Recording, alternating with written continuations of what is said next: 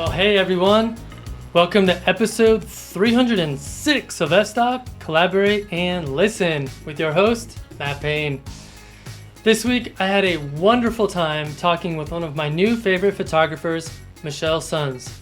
Michele comes to the podcast highly recommended by her peers, and her photography and approach to making images embodies many of the traits and qualities that I've been working to implement into my own approach and images.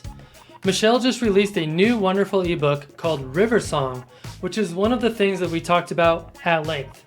We also cover the squishy topic of personal approaches to making images, how her journey into full-time photography has been going, and her approaches to trying to survive as a full-time artist. Before we dive in, I feel compelled to take a moment to thank you, the awesome listeners of the show, for your generosity and support of the podcast on Patreon. Specifically, I want to thank Karen Keefe and John Fix, who both took the time to go over to our Patreon page to show their financial support. Since we operate on the value for value model here on the podcast, I depend on you, the listener, to keep this thing going. So thank you to everyone who has done that. If you would like to help out, please head over to patreon.com/fstop and listen to support the show. Okay, let's get to this week's episode with Michele Sons. All right, Michele Sons, it is great to have you on the podcast. Hi, Matt. I'm delighted to be here. Thank you for having me. Yeah, of course. It's so funny. After you and I decided that we were going to schedule this episode, Suzanne Mataya reached out to me and she said, you should have Michele Sons on your podcast. I'm like, already happening. And then last night I texted Sarah Marino to let her know because I read the forward to your book. And she was like, she's one of my favorite people in the field. So you have lots of fans, apparently. Well, that's really nice to hear. I certainly think highly of both Sarah and Suzanne. Suzanne had mentioned that to me a few days ago, and we laughed at the coincidence. So, yeah, it was really funny. Well, for people that aren't familiar with you and your photography, I would love for you to, introduce yourself. Tell us a little bit about who you are. Oh, sure. Yeah. So, I am a bit of a transplant. I'm currently based in Southwest Virginia, in the U.S. But I was born and grew up mostly in England, but kind of all over the world. I have a very sort of nomadic early life with my family due to my father's job. We just kind of moved all the time. It's quite shocking, really, how often we moved. But my dad is American. My mother's Irish. Oh, and wow. I have family sort of spread all over the world. So between our family moves and visiting family, by the time I left home, I was already very fortunate to be, well traveled and having seen a lot of the world at a young age. And I kind of continued that in my early adulthood. I just sort of traveled around and didn't go to college and didn't start a career and just kind of enjoyed that sort of nomadic life. But then in my 30s, I had my daughter, and I settled down and got it together and worked for 20 years in the corporate world as my daughter grew up, until a year and a half ago when I decided it was time to sort of do some things for me. And so I left the corporate world and started trying to do this photography thing full time. So cool. That's, and what aspect of the corporate world were you occupying? Okay. Yeah. So I have a degree in environmental biology, and also a degree in geography, a master's degree in geography. So I actually started off working in the environmental field, but ultimately ended up, pretty quickly ended up in retail geography. So I worked for a Fortune 500 company, helping them locate new stores. Gotcha. And then I retail geography. Yeah, that's a thing. Can you believe that? No, it makes sense. It's like market analysis exactly. Based on okay, if you put the store in this particular city block, it's going to get this much traffic. I'm just kind of guessing that's what it's all about. It is, yeah. It's sort of using demographic data married up with sales data to predict what new locations would do in terms of volume. And then also sort of, deployment recommendations for markets, entire markets. So, and So if a photographer was hoping to open a gallery, they should talk to you first. Well, sure, why not? I'm not sure I could really help, but I'm just trying to generate you some revenue here. well, I appreciate that for sure. I was in that field for 14 years, and then I kind of jumped the fence and I worked the other side of that equation as a development manager, looking for new locations for actually senior housing facilities, and then managing, site acquisition all the way through the opening of the actual facility. So I kind of, Gotcha. I kind of got a taste of both sides of that equation. So, but yeah, Yeah, I definitely have sort of like, a strong grounding in everything to do with place. And the natural world, actually. I have a long history of a love of the natural world. So, right. Well, I'm sure that ties in nicely with nature photography, which brings me yeah. to kind of my first question around that. I'm curious kind of what got you started in this world of nature photography.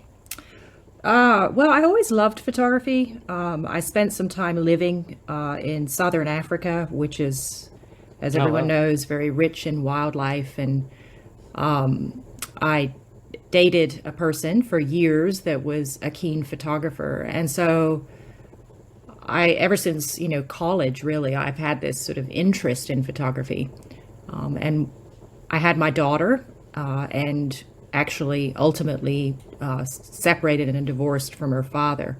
So during the course of that process we lived in different states, and I would have to, take my daughter for summer visitation with her father. And that was difficult, very difficult process. And so one summer, I remember I was sending her away for like 3 or 4 weeks, and I wasn't sure how I was going to be able to deal with it. So I decided I was going to spend some of that time doing something for myself. And I signed myself up for a landscape photography workshop in Sedona, Arizona. Kind of just chose it based on the timing. It fell during a week that she was away, and I went on this workshop and just fell in love instantly with this thing called landscape photography. Right. And that was sort of the beginning of it all. So And how long ago was that? I think that was 12 years ago. Okay. Yeah, Okay. 12 years ago. Nice. That's about when I got started as well. So like, that's cool. Yeah, it's changed a lot since then, huh? Yeah, for sure. Yeah. Yeah, my Yeah. work's changed a lot since then as well. Oh, me too. Well, if your work hasn't changed over the course of a decade, Yeah, there's potentially something not quite right. agreed. Yeah. Yeah. Well, so, let's jump right into the meat of things here. First of all, I had the pleasure of reading your ebook, River Song. So thank you for sending a copy of that over to me. It's a 111-page tour de force in personal expression. That's my own words. You can put that in the back if you want. But seriously, you really knocked it out of the park with that book. And I Thank I you, really Matt. just want to learn about the impetus for the book and the whole story about how you spent 2 months as the creative in residence at the New River Gorge in Fayetteville, West Virginia, which I have never heard of until you sent me the book. So, yeah. Yeah, sure. Yeah, happy to share. First, I appreciate your compliments about the book. It was a first effort for me writing an ebook. So it was an interesting and certainly a growth experience for me. Yeah. But I guess the sort of beginning of that whole project was a decision on my part. Once I had gone full time, so once I'd left the corporate world, I was looking for opportunities for growth for myself. And I've always wanted to do a creative residency in a national park. And I have actually gone through the process of the complicated and really painful process of putting together an application for a formal National Park Service sponsored creative residency or Yeah. artist in residence program. So it's been something that I wanted to do.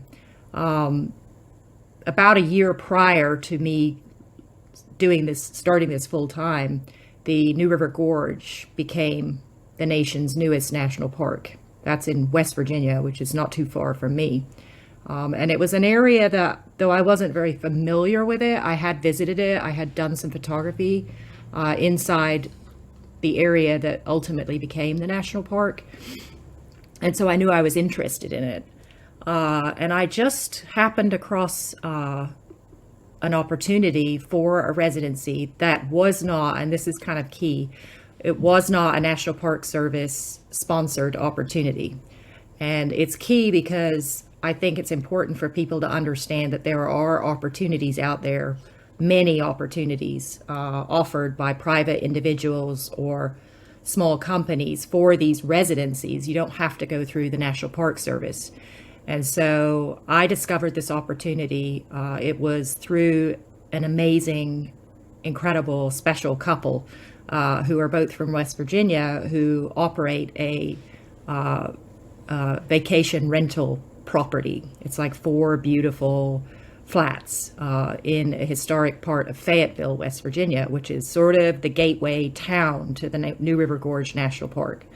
So they operated this vacation rental property, and they are huge patrons of the arts in West Virginia.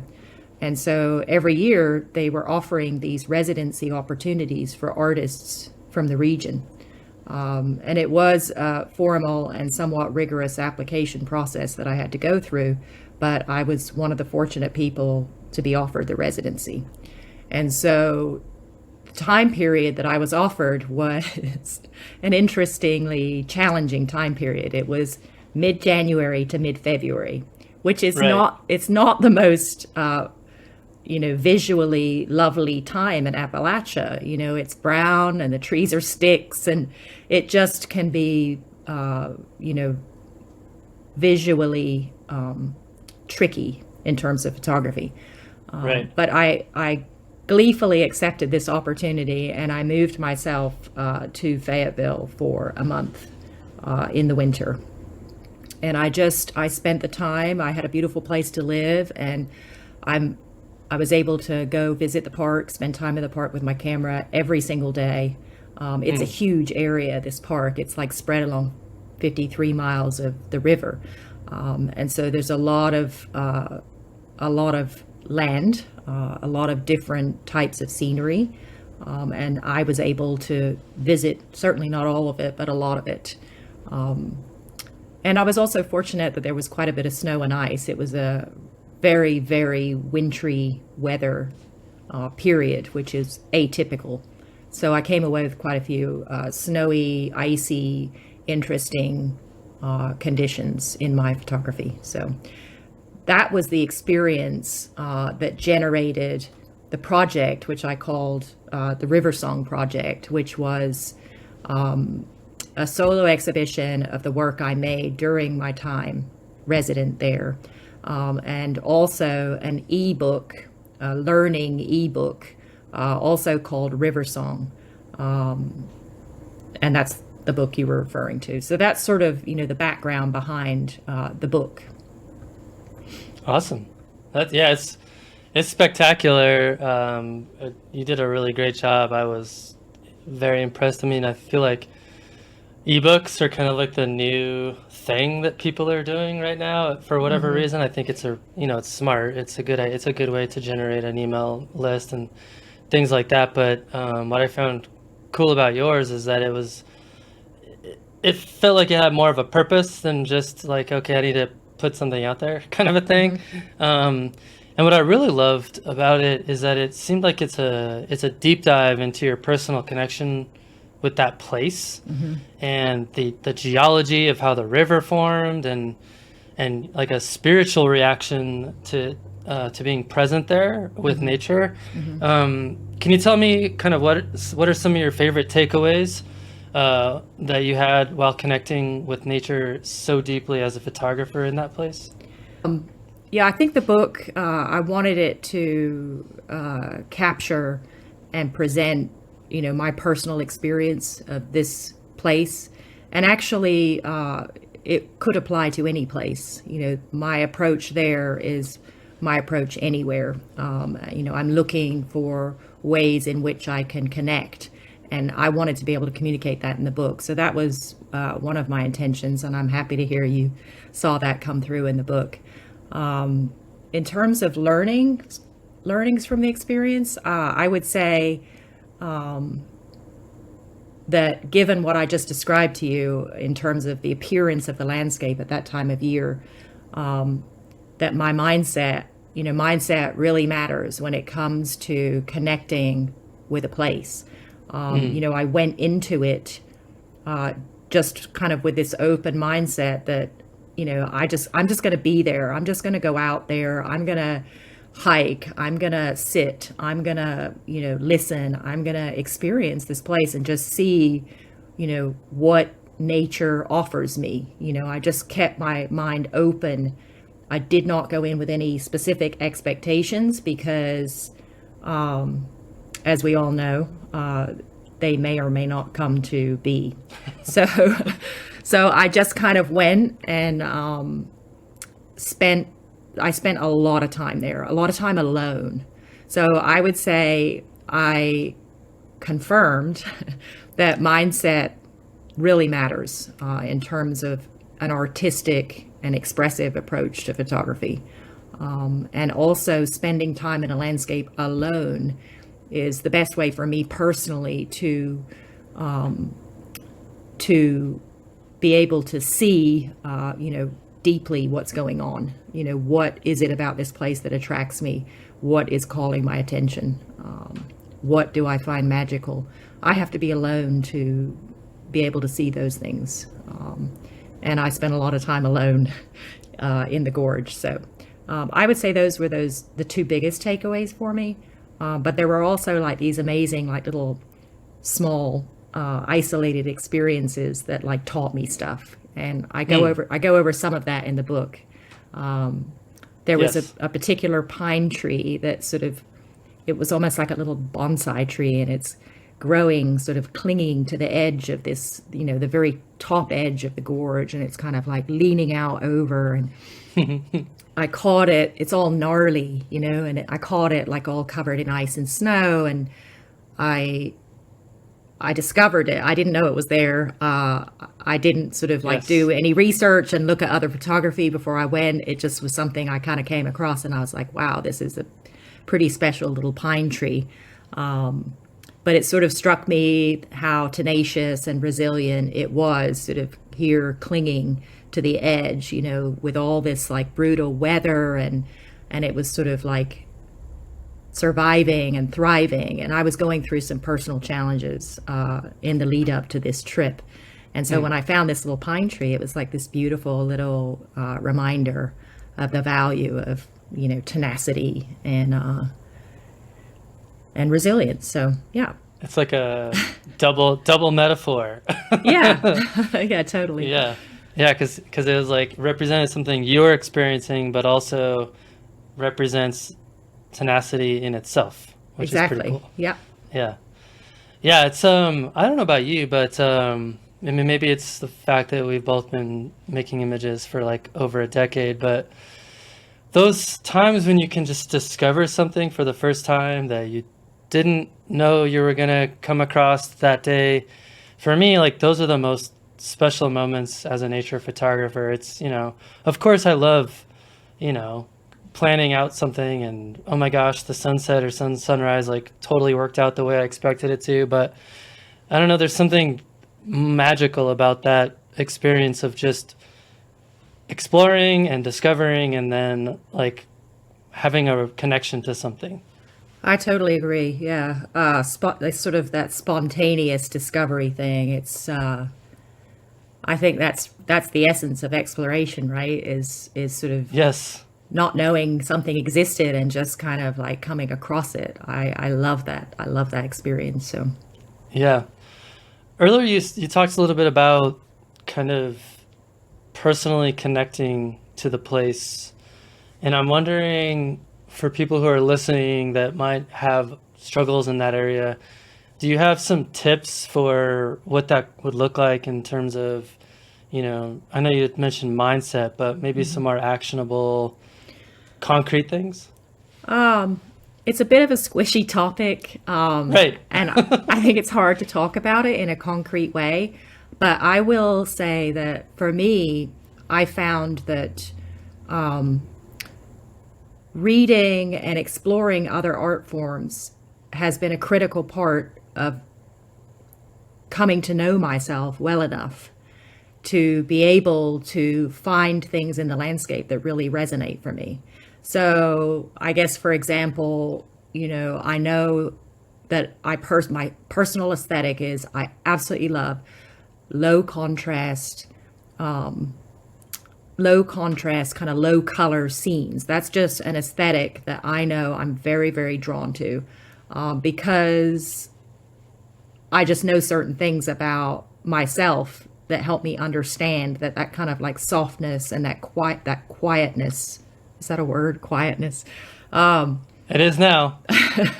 So those are things that I'm drawn to. And so I'm able, knowing that about myself personally, I'm able to translate that into that sort of visual aesthetic. Visually, those are the things I'm drawn to. And so it's helped me, I guess, form a real connection to the condition of fog, right? I mean, this is something that I really spend time seeking out. It features in my work a lot. It's not a subject per se, but it's a wonderful way to inject mood into a photograph of a thing or a place. Right. And I think that part of the reason I love fog so much is because it does sort of like soften things and quieten things, and it removes color and it removes contrast, and it has all these effects and creates this sort of visual sense that I'm so drawn to. And so it is a very squishy thing, but I think knowing myself is a critical part of being able to make connections, with the places I visit and photograph them in a meaningful way, meaningful for Mm, me. mm. Uh, I love quiet, and so quiet scenes really kind of pull me in. And it's not just about making the image; it's about this beautiful experience of quiet. As I make the image, I get to experience the thing that I love. right. So, Yeah, yeah, yeah. That makes sense. I love what you said, know thyself. I think that's incredibly good advice and not something I think we've talked about on the show. So that's cool. so yeah, Yeah. I do allude to it repeatedly in my ebook, but I use all kinds of different art forms as inspiration. There's so much out there. I don't just limit myself to consuming photography as a photographer. I'm looking for poetry. I'm looking for music. I'm looking for all forms of art as sources of inspiration. So Love it. Well, so another thing that really struck me about your project is that it isn't from a very, quote unquote, famous place filled with, iconic scenes. It's not like from a national park or, it's not Arches or Death Valley or something like that. And yet you were able to go there and you were able to capture some really fabulous images. I would love for you to tell us about your approach to making personally expressive images in a place that might be lacking in that kind of wow in your face yeah. those features. Okay. So I think it kind of just goes back to what I did mention before, which was just going to a place and just being open to receiving what's offered to you while you're there. And also being paying attention to the details, right? So as a photographer, I actually tend to focus on the details more than I do the sort of wider grand scene. That's personal inclination or personal preference. But I think in order to really connect with a place, you have to be able to notice the details, because the details tell the story, in my opinion. They hold the real story of a place. The grand scene, oftentimes where I was in the New River Gorge, the grand scene wasn't so grand. It's this big hole in the ground. It's like a ditch in the ground, and there aren't many mountains around it. And there was no color. It was just all brown, and everything was like overcast, and it just didn't have that wow factor. So what was left to me to pay attention to and to focus my efforts on, noticing and perceiving, were those details. And I think that comes through in the body of work. There aren't that many scenes where it's sort of, the grand wide landscape. It is sort of mostly smaller scenes. So Yeah, I mean, you did have early on in the book, you did have a description about kind of how the river itself was formed, which I really appreciated, and you accompanied it with an image that kind of showed how the river kind of snakes and winds, and I felt like that was a really nice addition, just in terms of helping the reader just understand place. And I think that's an important part of connecting with a place, is to understand, how this place came to be. And this particular place had a very unique story. And it was an irresistible opportunity to indulge my geography nerd. With my background in geography, I just love that stuff, So I indulged it. Yeah. I love it. Well, I would also love for you to talk a little bit about how photography serves as a healing mechanism for you, and why you've chosen to embrace it in that particular fashion. So I think that the practice of photography is, in a way, therapy. It's my personal therapy. And I think that probably comes from the fact that in my mind it represents three things that have always been very important to me, even as a young person. A love for the natural world, a love for high adventure and exploration. I used to read these really nerdy books on, exploring Africa and stuff, but and also a love for creative expression. So that is what photography represents to me personally. And so by practicing it, I'm able to indulge those three things that I absolutely adore. And it's sort of like, it's like this tool for reconnecting with my younger self, right? The little geography and nature nerd that I was. But I kind of lost that, as I got older, and I went to college, and then I had my daughter, and I, had to do the whole corporate life thing. I lost the understanding that those were the things that I loved more than anything else. And so by picking up photography, it's sort of like allowed me to like rediscover my younger self. And that's like a buzz term that you hear in psychology field all the time, but it did that for me. It allowed me to reconnect with who I was as a very, very young person. And then also, I think, we all sort of like struggle to deal with the stresses and strains of our day-to-day lives, right? It's just, life can get really hard, and it certainly did for me. And so going out and practicing my photography, in the woods or wherever, was this beautiful escape from these stresses and strains and pressures. And, I could go out and I could just get into that flow, as they call it, and just forget about all the hard stuff and just focus on, these trees in the fog, or, whatever. It was like an escape, and it still is. It's like a little mini like vacation, or, a spa day or whatever, but better in my opinion. But, it allows you to sort of like escape from those difficulties in life. So in those two regards, I think it has been my therapy, and continues to be. So Yeah, that's awesome. As you were talking about that, it just reminded me of my own thing I did just, I guess it was like a week ago now. We had a huge snowstorm here, which, we get a decent amount of snow here in Durango, but it's not very consistent, but this was a huge storm. And I was like, I'm just gonna go take pictures of cottonwood trees on the river, because it's like 5 minute drive from my house and just an easy walk through Hmm. on this, well, trail. It was basically all covered in snow, and it was just so therapeutic. And by like I was having so much fun, and I looked at my watch, and it was like 4 hours later, and I'm like, oh, oops.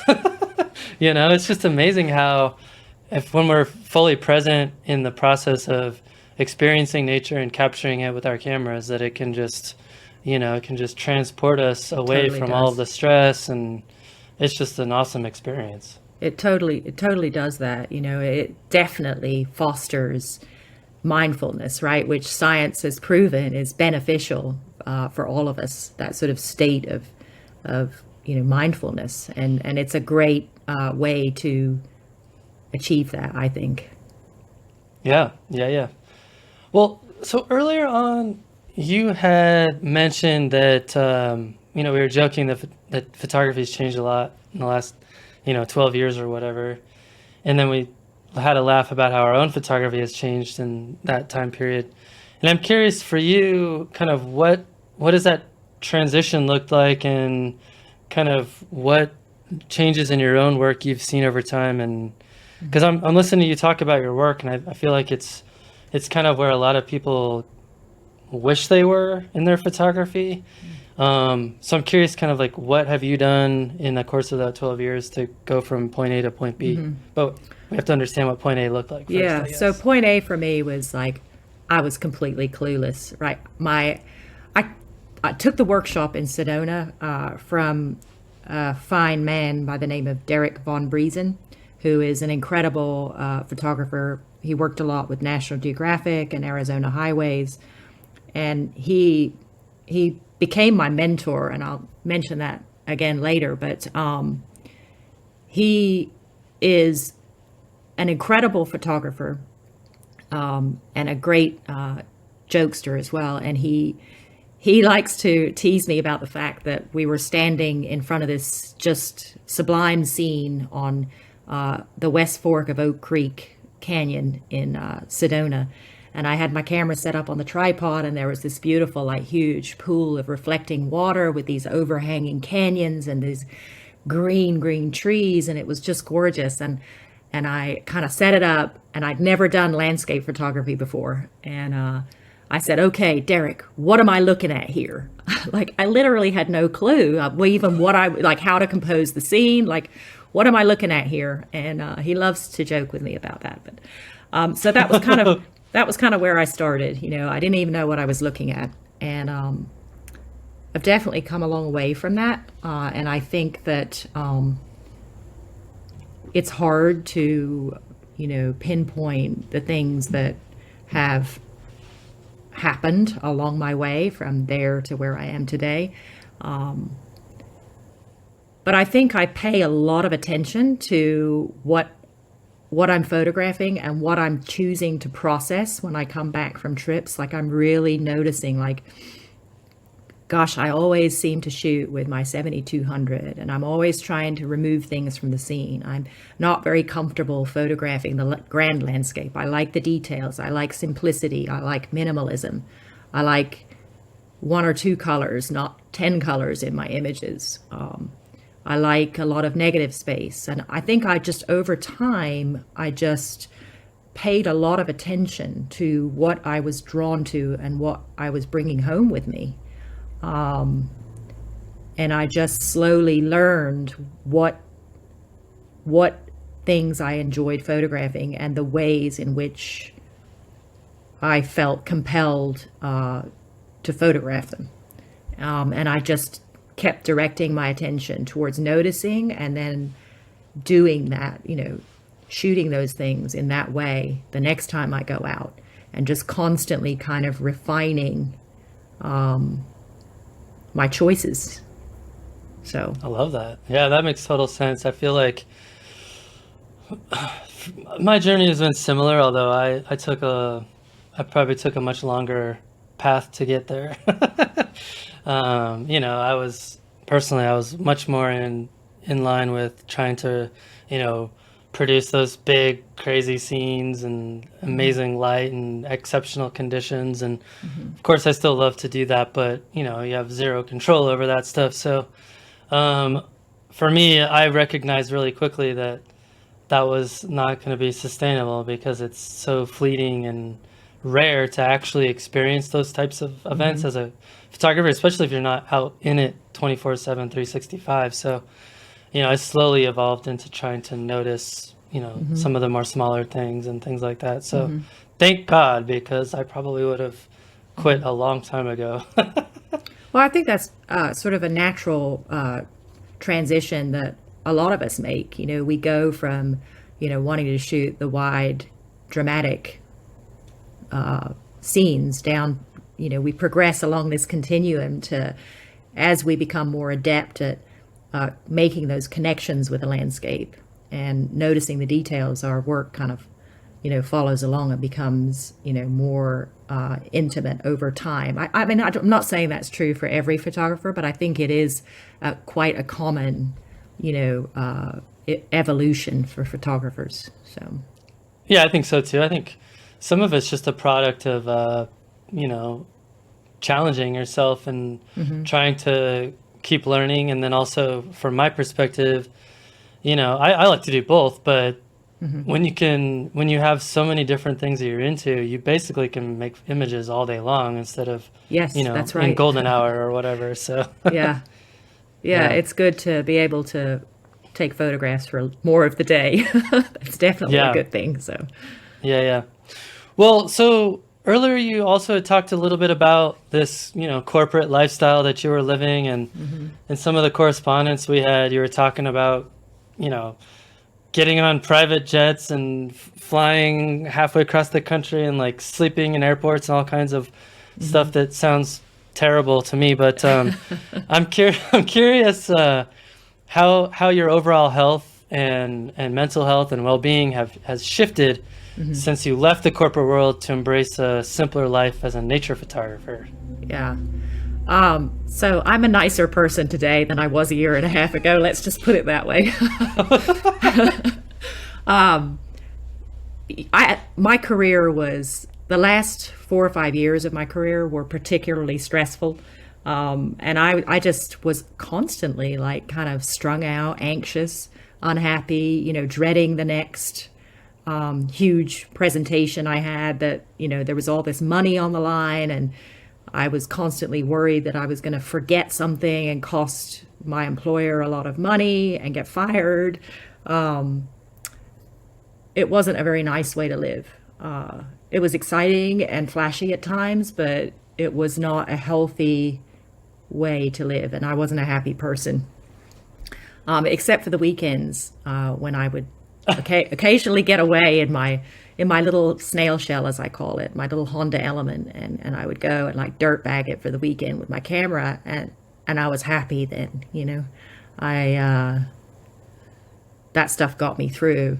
And so being able to do that more frequently now, and I certainly don't do that all the time. Like, you'd be surprised how much time I have to spend at my desk as a full-time nature photographer. It's Oh, I'm crazy, not but surprised at all. so I don't get to go and live in my car or anything.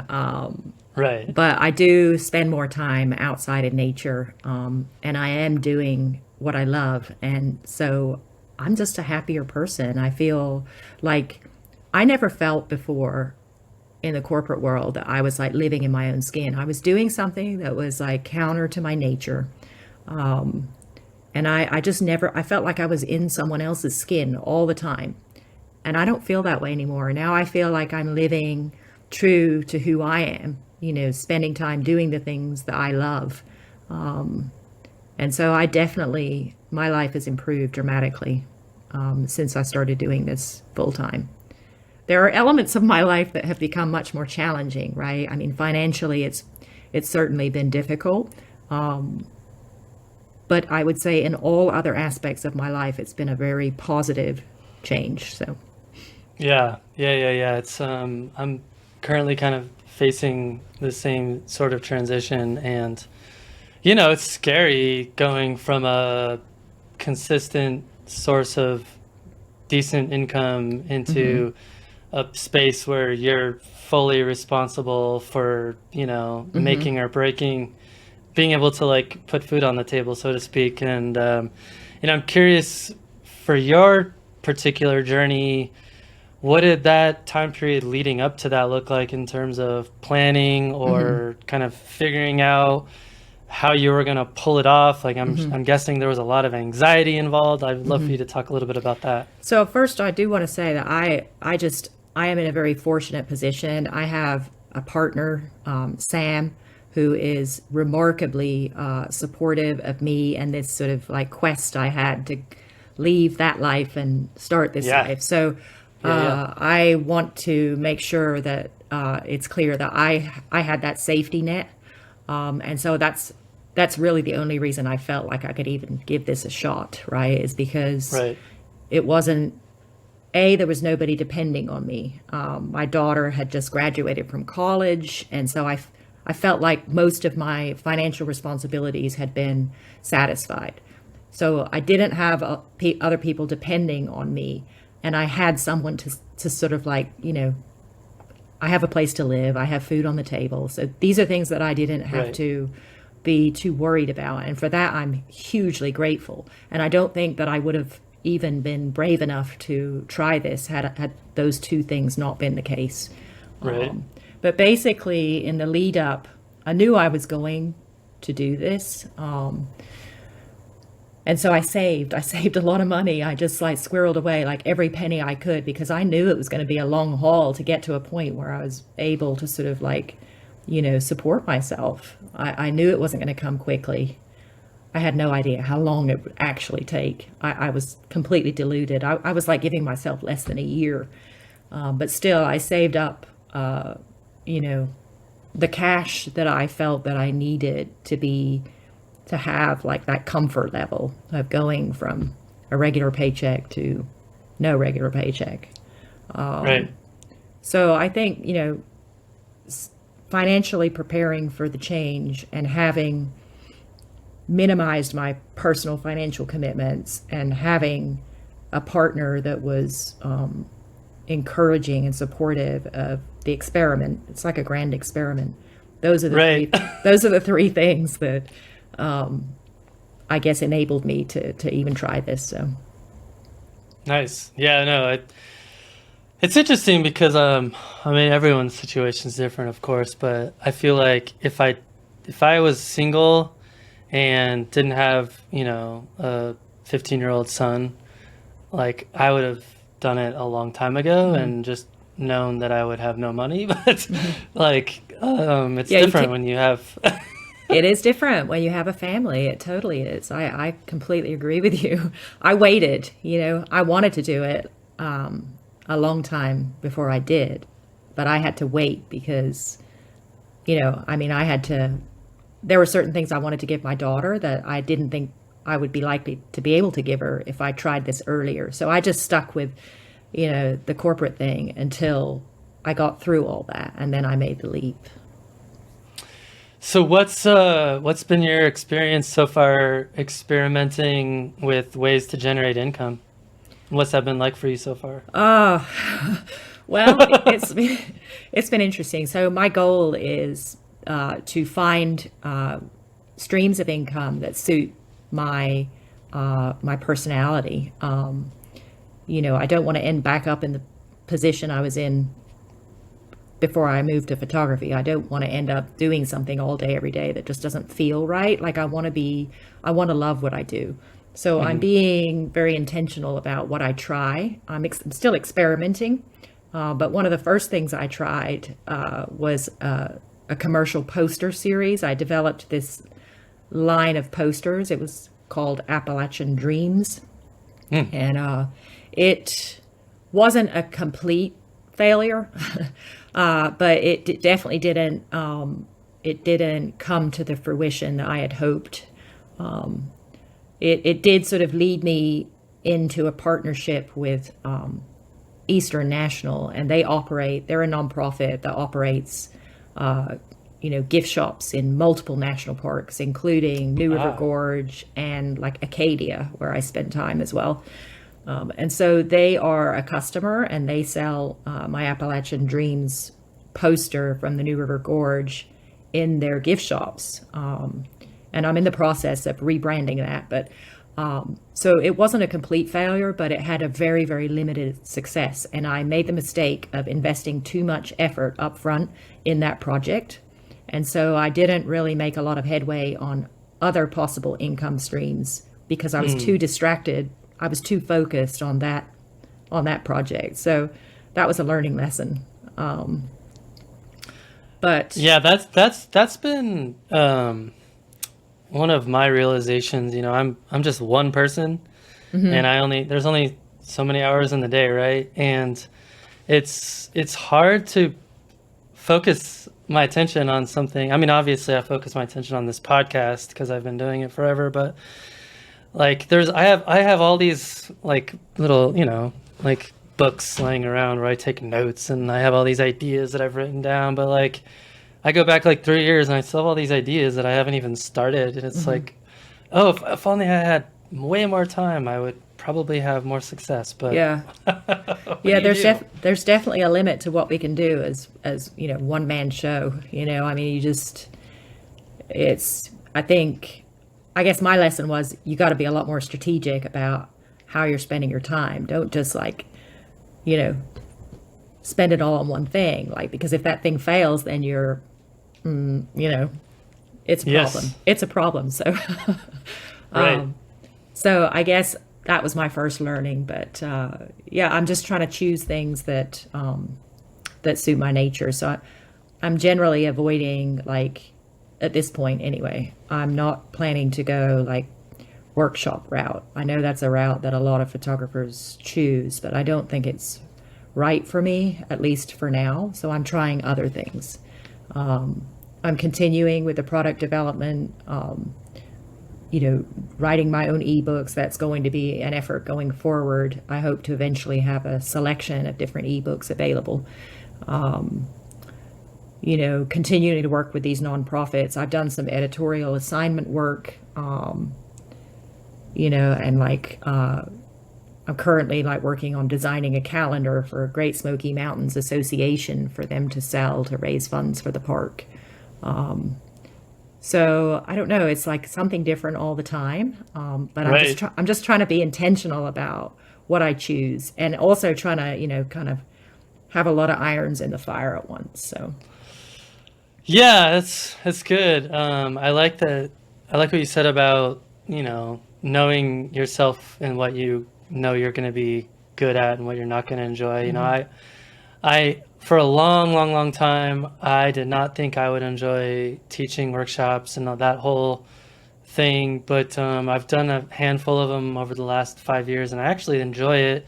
So I'm going down that path a Hmm. little bit, but I totally appreciate people who don't want to do that Hmm.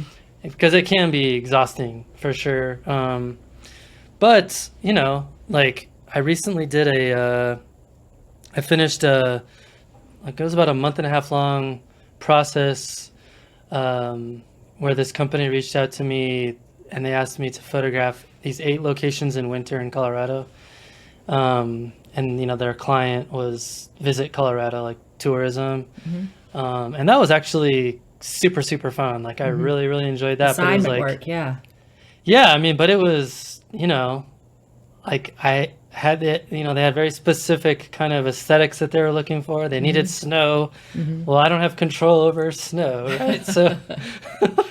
So, but I managed to pull it off, and it was a lot of fun. I enjoyed it, but it was like, gosh, I think over the course of 2 months, I probably spent 80 hours on it. Hmm. So, but it was fun. So I don't Hmm. know. I think that's the important thing too. If you're gonna work for yourself, make it fun. Absolutely, yeah. Absolutely, I agree. That's why I'm doing it. I want to have a nicer Yeah. time. Yeah, I suspect you actually enjoy creating the ebooks.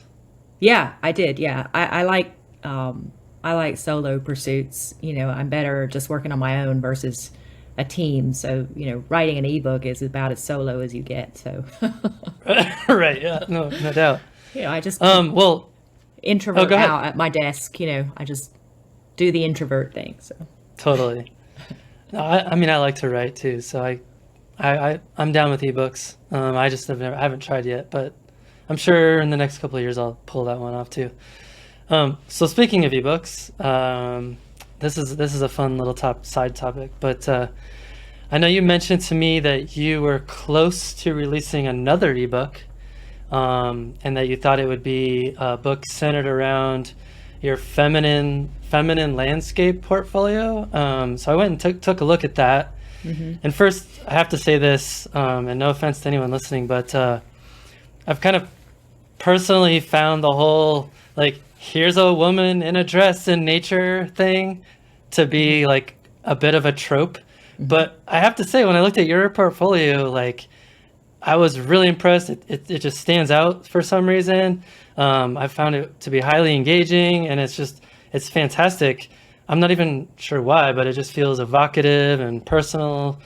So nice job on that. Thank you. I was hoping you could tell me a little bit about what you hope to accomplish with that work in an ebook layout. I had anticipated being further along on a feminine landscape ebook at this point than I actually am. It is something that I am working on, but it is not by any means close to release at this point. But it will be out there eventually. In terms of what the feminine landscape project was, or maybe at some point. Yeah. So it's a series of self-portraits that I guess chronicles my experience of dramatic landscapes or any landscape as a landscape photographer. I mean, these are the places I'm spending my time in, and this series of images captures me in those locations, experiencing those locations. And I try to present them in a way where they are compositionally strong enough to stand without a figure. So the figure is like kind of in a way, like a last minute addition to the scene, right? It's not designed around the figure. It's this scene, and then the figure steps into it. And it is usually, I think 90% of the ones that I've made are me. So it's typically I'm alone and I'm the only figure around. So I'm the one that steps in. I have done the odd one using my hiking buddy or something like that. Right. But for the most part, it is me. But it isn't recognizably me, right? And I think that No, it's not. Yeah. that is one of the reasons that it resonates with people. It's an image that could be them. And so it's sort of like is this opportunity to envision themselves experiencing whatever place or landscape is shown in the scene. And I think that's one of the things that makes it appealing to people. I have retired that project repeatedly, and because of the reason you mentioned, which is like everybody is making these images now. When I started it, that wasn't the case. It was quite unique. It definitely was like something that would like kind of stop you in your tracks when you saw it. But since then, it's become something that you see everywhere, or some form of it. A woman in a landscape. It's just kind of like it's a cliche. And so I have retired my project, partly because of that, partly because I feel like I've moved on from it for the most part. But occasionally I bring it out of retirement briefly, long enough to make like one more image or something. So, well, I mean, I don't know, like if it's the way you've processed them or the way you compose them or what, but they're really awesome. Like it's I don't know, when I first read the description and like saw the first images, I'm like, oh, it's one of these, okay. But then I was like, okay, actually this is really awesome. So hopefully I didn't offend you with what No, I said about it being kind of a, like not you at said, all. cliche, but Yeah, I don't know, like I feel like every time I see those types of images, I'm like, oh, it's an influencer, right? Like it's yeah, like, what are you trying to sell me? It's but for whatever reason, I think yours kind of pass a different litmus test for some reason. I think maybe it's because people can envision themselves in the landscape, which I think is a whole other important yeah. topic, like encouraging women Hmm. to experience nature. I think that's has a whole other function that has value. So Agreed. anyway, I liked it a lot. I just I'm glad you agree that it is sort of a thing that people are doing a lot of. Yeah, it is. Yeah, it's So sort you're of. the original. You're the OG. Well, I don't know. I don't know if I am quite the original, but I was an early adopter. Just put it that way. Right. It was a very meaningful project for me personally, and I sort of like think of it as a visual diary of these just amazing experiences that I have had out in nature. And I always think that I would one day love to make it into an actual printed book for my daughter, to give to my daughter as a sort of way for her to, you know, a way for me to share with her these experiences that I've had. So maybe one day I'll be able to do that. I feel like a project like that has lots of possible legs and directions it can go in terms of, magazine covers or like articles in magazines or, I feel like it has a lot of room to grow into something more. Yeah, I would agree with that. Yeah.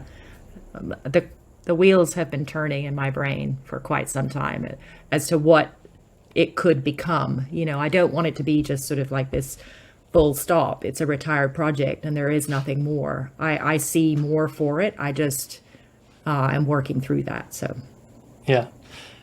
And just to be fair for anyone who like found my opinion lame, I totally agree. If you look at some of my photos, like, oh, he's just doing that thing just like everyone else. So it's totally fine if people think that. That particular image is something that I see coming across on Instagram yeah, quite a lot. So yeah. um let's see what else. So you have another body of work that you've encapsulated into an ebook called The Art of Fog. And I would love for you to tell us a little bit about your obsession with fog. I mean, we touched on it a little bit earlier, but and why you decided to wrap that into an ebook. Because I feel like that one's kind of more of a lead magnet for you, and I would love for you to Yeah. talk about that It too. is, yeah. Yeah, so The Art of Fog is a free ebook that I offer to my email subscribers. It is relatively new. I think it's been out there for maybe, I don't know, 6 months or something like that. I recognized that one of the things I needed to focus my effort on as a pro was building my email list. And so I needed a lead magnet in order to do that effectively. I mean, people don't just sign up for your list. You got to offer them something in exchange for that. So Right. I was known as a person that loved fog. It's sort of like part of many of my images. And so that kind of already was my established reputation. And so when I was trying to think of, what is it that I offer that is kind of unique and different, foggy photography was what I came up with. So I put together, I think it's like 20 something pages. It's short. It's really two things. One, it's a dozen or I think it's 12 tips for photographing in fog. So, it might be tips on how to find fog. It might be tips on how to adjust your exposure in fog. It might be tips on, what to avoid or look out for in post-processing. It's just this sort of like short grouping of tips, and then a very small portfolio of foggy work just intended as inspiration for people that wanted to start sort of like photographing foggy scenes. So that is what it is. It's free. If you like it, you just have to subscribe, go out and get it. Yeah. I suggest you do it soon if you're interested, because I'm retiring it. It will be replaced with a new and different offering, and I am working on building out the art of fog into a full-on ebook. So the freebie version will be retiring probably within the next couple of months as I move towards that new product development. But I don't know. I just love fog. I mean, what can I say? Oh, who doesn't love fog? I know all photographers love fog. I'm like weirdly obsessive about it, actually. And I've become Right. quite good at finding it too. It can be very difficult to find. Yeah. There's an art to it. There's a lot of luck and having a little bit of knowledge and use of some tools. You can dramatically increase your chances of finding it. And Yeah. I mean, there's only two bad things about living in Colorado. One of them is that I don't have an ocean to photograph, and the other one is that fog is like never happens. oh, is that true? I didn't know that. It's super rare. I mean, I'm in the field a lot, and I don't know. I think it's happened to me like 3 times in my whole life. Wow. Yeah, it's just not very common. Come to Virginia or West Virginia. It's like so foggy here. So foggy. Well, yeah, I mean, not to get into details, but like for fog to happen, you need the dew point and the temperature to like That's come right. really close together, and then That's you need right. no wind. Right. And the problem is like in Colorado, unless there's like a really big weather system, there's not enough humidity to generate the dew point. Okay. So it just doesn't happen. Yeah. So Like we're this fall, actually, we had one morning where we had fog, and it was one of the most magical experiences I've ever had in fall Colorado, because yeah. it's very rare. But I mean, gosh, could you imagine fall aspen trees every time you go out it's foggy? Like that would be, incredible. oh my God. Oh, that would be just really amazing and wonderful. Yeah. So I mean, I don't mind that it's exceptionally rare, because when it does happen, it's like, holy cow, here we go. You know? Yeah. Yeah. Yeah. So we get a good bit. I mean, what parts of West Virginia are known to be some of the foggiest places in the country. So Right. there's a type of fog, it's called valley fog, and it sort of like collects in the bowls of Yes. the valleys in the Appalachian Mountains, and like probably a little further west in West Virginia than I typically go is like one of the foggiest places in this country. It's like up on a par with like San Francisco Bay. Oh yeah. Yeah. So Yeah. yeah, there definitely is a lot of fog over here. It's humid and Right. Yeah. and It's just, I mean, I definitely love fog. I mean, come on. everyone loves fog. So one of the cool ways I have like this fog hack, in order to find fog, I actually just go up in elevation. So when you live in a mountainous area, and anytime you have like a low I cloud love deck, that. if you want fog, just go up.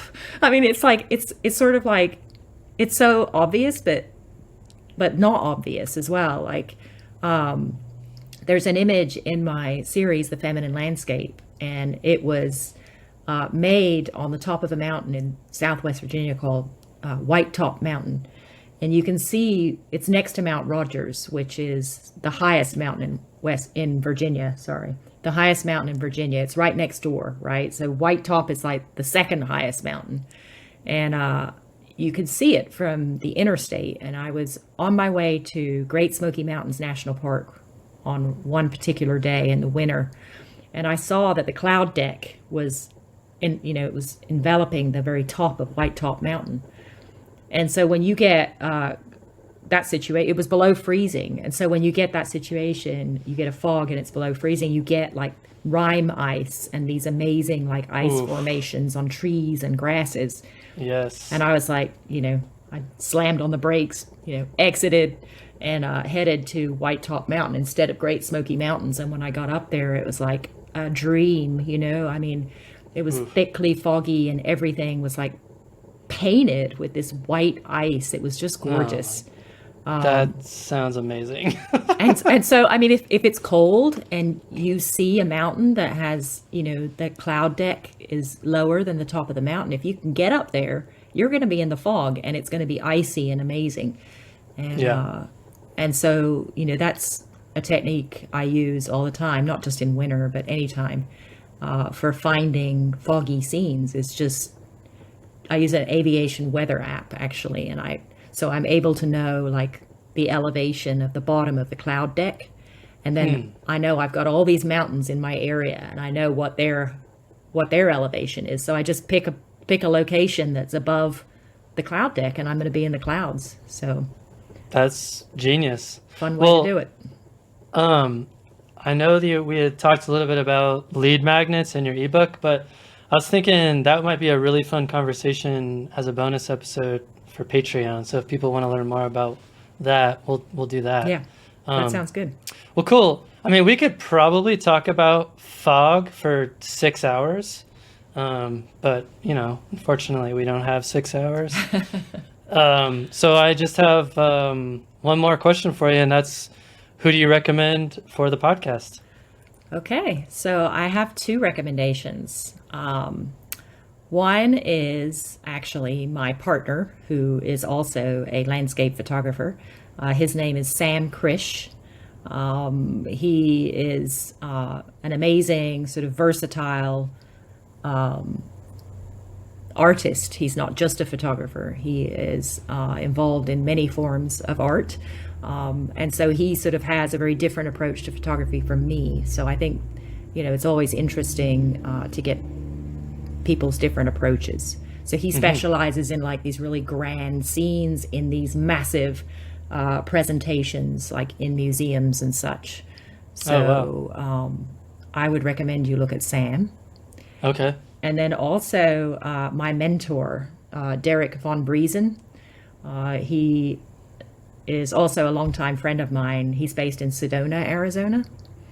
He's been around for a while. He's got a lot of experience. He worked for years with National Geographic and Arizona Highways. And he just has this incredibly huge, really impressive body of work. And he's got this really cool background. Like, he's from Southern California. He was like a pro surfer and a pro mountain biker, and he's like a musician, and he's just like this all around like cool dude. He's very interesting. So I would recommend him. Awesome. Well, Michele, this has been really fun, and I'm so glad we could record, and just thank you so much for your time. I really appreciate it a lot. I'm really grateful to you, Matt, for the opportunity to come on. I appreciate it so much, and I enjoyed talking with you today.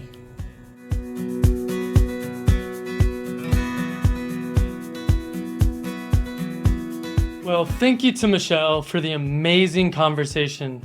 I'm a big fan of your work, so keep it up.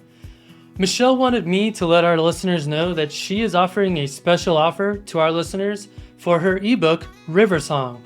Just use the code FSTOP20 for 20% off the book through March 31st. You can find it on her website at michelesons.com. And of course, we'll make sure to put a link in the show notes as well.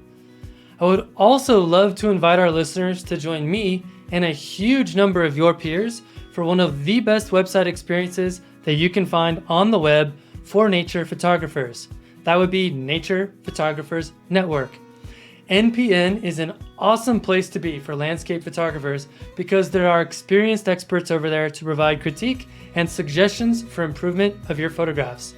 There are also really in-depth articles found nowhere else on the internet, as well as countless discounts on products that you probably are already wanting to buy, like Helicon Focus. I'd love to see you over on NPN, so just go to npn.link/fstop to join. It's just $49 per year, and it's one of the best values for your money in the photography space. That's npn.link/fstop. You can use the code FSTOP10 for a 10% discount. We'll see you there. Okay, well, that's all for now. Thanks for stopping in, collaborating with us, and listening. See you next week.